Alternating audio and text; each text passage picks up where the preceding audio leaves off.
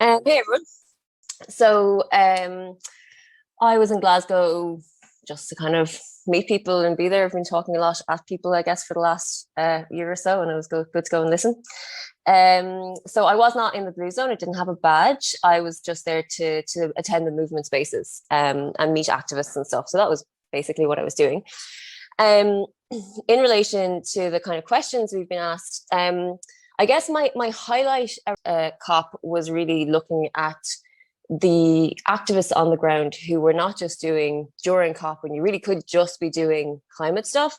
We're going and like attending the protests that the bin collectors were putting on, attending the protests that the train drivers were putting on, and going to protest at the Home Office, which is the immigration office, which is because as Emma Jane spoke about before, there was huge issues with activists coming from the global south.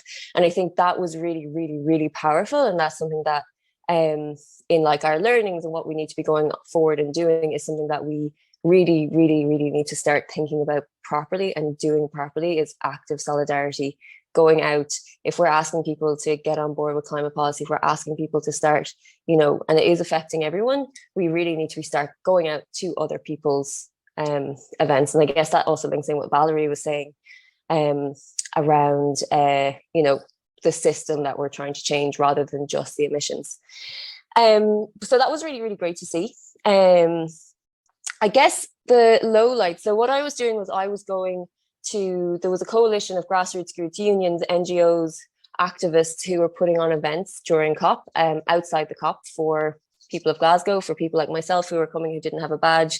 And one of the things they were doing was they were trying to give space to voices who weren't going to be heard properly in the COP.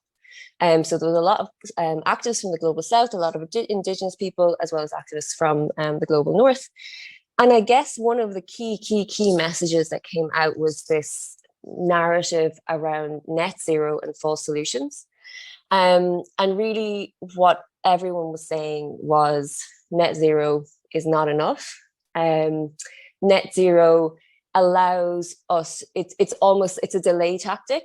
It allows companies to say, oh, but we're doing something, when in fact what they're doing is they're relying on future technology that we don't necessarily have. And this is the same for governments as well. But I guess more than just the future technology that we don't already have, what they were really talking about was nature-based solutions and carbon offsetting.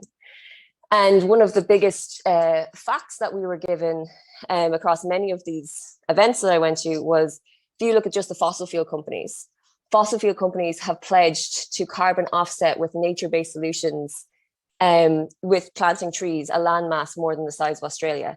Now, for the love of God, where the hell are we going to plant all these trees? And the big question that Indigenous activists were having, people specifically, especially from Africa and Southeast Asia and South America, were saying as well is, where are you going to plant these trees? And governments are talking about tree planting as well for offsetting. Where are you going to plant these trees?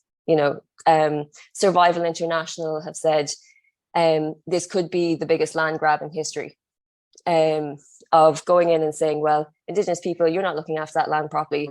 We've been burning fossil fuels over here, and we need to plant 30,000, 40,000, 50,000 trees on your land. And I think from looking at what the movement needs to talk about now, we really, really need to start talking about net zero. And we really need to start talking about our place. We've been a colonized country in Ireland, but our place in the neocolonialism of the planet, when we think about these offsets, this tree planting, these nature-based solutions, and really, where is our role? And are we going to stand up and say, we don't want to sacrifice people, we don't want to sacrifice areas of the earth. What we need to be doing is cutting the fossil fuels, not these like future airy-fairy carbon offset mechanism. I think there's a Friends of the Earth International report that calls them carbon unicorns, because they don't really exist. So I think that's the two things that we need to grapple with are, where are we going to sit? What are we going to do about this net zero thing, these carbon offsets, these nature-based solutions? We need to start talking about them hard. And the second thing is we need to start showing up in proper solidarity with other movements.